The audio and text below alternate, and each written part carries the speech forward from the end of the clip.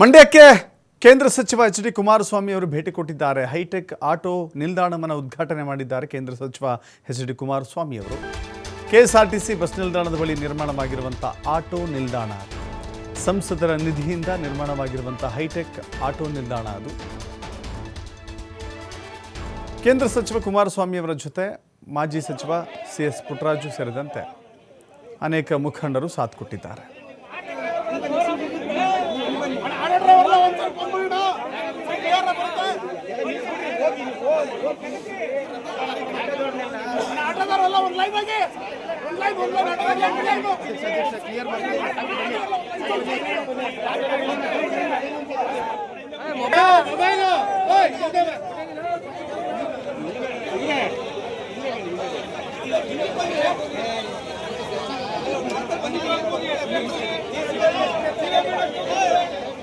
mobile